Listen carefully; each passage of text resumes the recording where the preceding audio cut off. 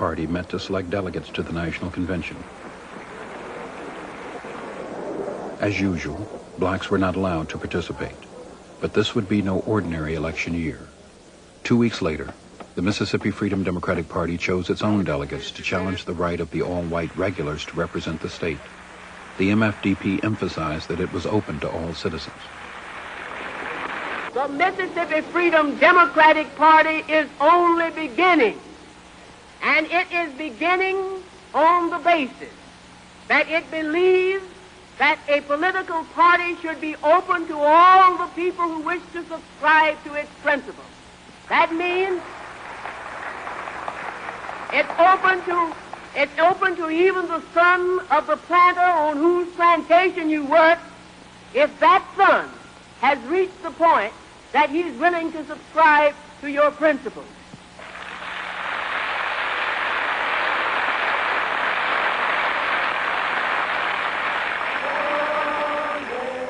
The MFDP delegation of 64 blacks and 4 whites prepared to leave for Atlantic City. Their goal was to be seated at the Democratic National Convention as the true representatives of their home state. For many, it was their first trip out of Mississippi. For all, this was the culmination of Freedom Summer, the final opportunity to open up Mississippi to the nation.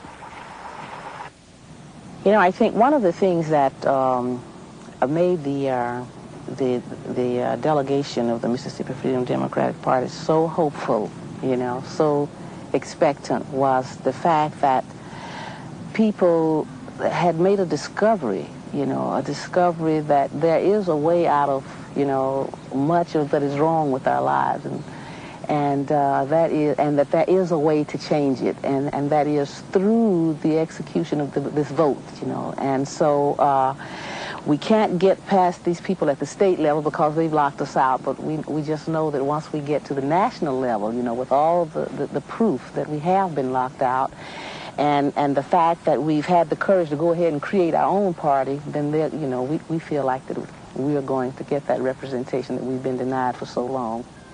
Atlantic City, New Jersey, site of the 1964 Democratic Convention. Lyndon Johnson expected no opposition in getting his party's nomination, but was concerned the MFDP would disrupt party unity. With the arrival of the Freedom Democrats on August 20th, there were now 2 delegations in town from Mississippi. The Democratic Party would have to decide which would represent the state on the convention floor.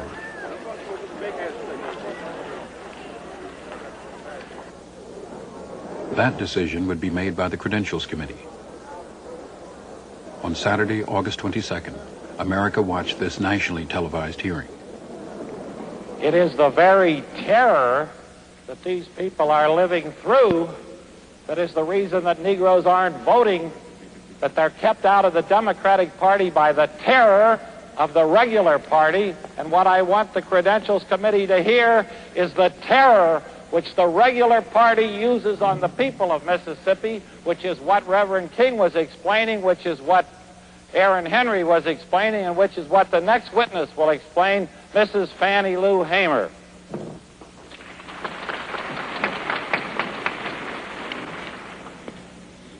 Mr. Chairman, and to the Credentials Committee, my name is Mrs. Fannie Lou Hamer, and I live at 626 East Lafayette Street, Rooseville, Mississippi, Sunflower County, the home of Senator James O. Eastland and Senator Stinnett. If the Freedom Democratic Party is not seated now, I question America. Is this America, the land of the free and the home of the brave, where we have to sleep with our telephones off of the hook because our lives be threatened daily, because we want to live as decent human beings in America? We will return to this scene in Atlantic City, but now we switch to the White House and NBC's Robert Goralski. Lyndon Johnson cut off coverage of MFDP testimony by making a last-minute request for network airtime. We had an hour before the Credentials Committee. Fannie Lou Hamer made her famous pitch Martin Luther King. We had the greatest array of people you have ever can imagine, and a credentials committee was very impressed. But Johnson was not.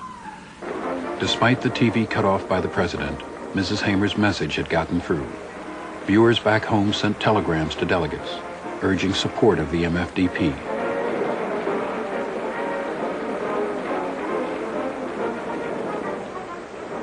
But President Johnson was afraid Southerners would desert the party if the MFDP were seated.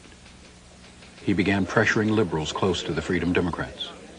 Senator Hubert Humphrey, a longtime champion of civil rights, was feeling that pressure. Many believed he would not be selected for the vice presidency unless he helped stop the MFDP. My only interest in this is an attempt to try to bring about a reconciliation of views in the hopes to keep our convention united with one objective: to defeat Mr. Goldwater in November and to carry forward the Democratic program. Humphrey assigned Walter Mondale, his young protege from Minnesota, to work out a solution. See, everybody was trying to think of something that was simple and would solve it and would satisfy everybody. The problem was there was no such solution. And so we'd go around and around and around, and everybody'd try this and try that, and writers would see if they could write around the problems, and philosophers see if they could dream of something to dream over the problem. It wouldn't go away. It had to be resolved. It had to be compromised, I think, in the way that we did it, and it was inevitable that some people would be unhappy. The committee did come up with a compromise. It offered the MFDP 2 seats at large, meaning they would not represent the state of Mississippi. It allowed the all-white regulars to be seated only if they would swear loyalty to the Democratic ticket. Finally, the committee promised to bar from future conventions any delegation guilty of discrimination. In response, all but 4 of the all-white regulars walked out of the convention. It may not satisfy everybody, the extremes on the right or the extremes on the left. But we think it is a just compromise. We think it is based soundly on the law. We think it clearly recognizes, without compromises, the basic devotion of this party to human rights. And we think it represents and sets the stage for the overwhelming victory of the man who, more than anybody else in the world, represents the cause of justice and law today, President Lyndon Baines Johnson. Lyndon Johnson announced that Hubert Humphrey would be his running mate before boarding the plane for the convention. In Atlantic City, the Freedom Democrats had not yet decided whether to accept or reject the compromise. We've got an offer to our people. We've got a great deal out of this. I think to call this a loss is a bad mistake. You were talking before of no compromise. Now you got your 2 delegates in. The regular party's gotten 3. You think you've made substantial gains? I think we made a terrific gain. You always talk no compromise at a convention until you get the best you can, and you quit. Are the leaders of the Freedom Democrats satisfied? I don't think so, and I don't blame them. Nobody ever gets all they want. The leaders of the regulars aren't satisfied either. They're going back to Jackson. Let my people go. Political allies and national civil rights leaders urged the MFDP to accept the compromise, but the Freedom Democrats voted overwhelmingly to turn it down. In the words of Fannie Lou Hamer, "We didn't come all this way for no 2 seats when all of us is tired."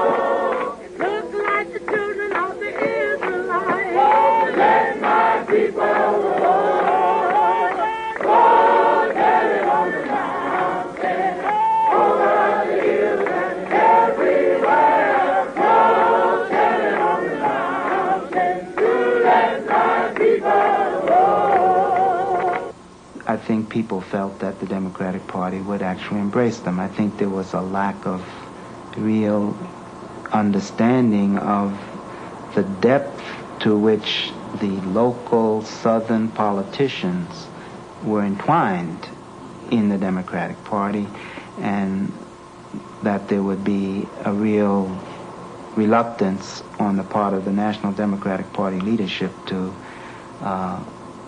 take in black people at the expense of these Southern politicians. The whole issue around the compromise for us and for me was that it was some kind of political ploy that they understood. But for us, for Mississippi, it was what was right and what was wrong. It was, we had been done wrong. Our rights had been taken away. And you just couldn't issue some 2 seats at large to correct that. And it was a moral situation that had to be rightened. So it wasn't just a political something to get away with, is that we sit in the rooms and negotiate. You know, they knew about those kind of things, but we didn't. How to sit in the rooms and negotiate way and say, well, you know, we'll take the best of this, a piece of that. We went after what was right, and it was wrong the way we had been treated for hundreds and hundreds of years. Denied the right to register to vote, denied the right to participate in the political process, and that's what was going on. The MFDP delegates made one last appeal for national attention. They tried to sit in the seats abandoned by the Mississippi regulars. Will you identify yourself for us, please? My name is Mrs. Fannie Lou Hamer. I'm the vice chairman of the Freedom Democrat Party.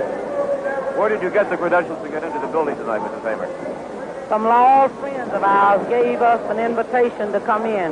We sit with them a while, and we wanted to sit in our own state. Do you have any kind of credentials that will get you into these seats? No, we don't. Only as American citizens. Mr. Sergeant at Arms, have you had any contingency plans for this? None at all. I just stand here peacefully, trying to keep this aisle clear. Down in Mississippi, when they are before the eyes of the world, they are peaceful and loving. And when they get back to Mississippi, it's, nigger, you can't come in here. Nigger, you can't come in there. Nigger, you get out. And here we are in the eyes of the world, seeing the same thing that happens way down in the deep South, Mississippi. The MFDP was never seated at the 1964 convention, but their protest opened up the Democratic Party and changed national politics. For some, Atlantic City ended in disillusionment. They had lost faith in America's leaders, but they had come to know their own power. The country refuses to demand that Mississippi give Negroes their rights, their privileges. We didn't ask to be elected to anything. We didn't ask for any patronage. All we asked for is to let us sit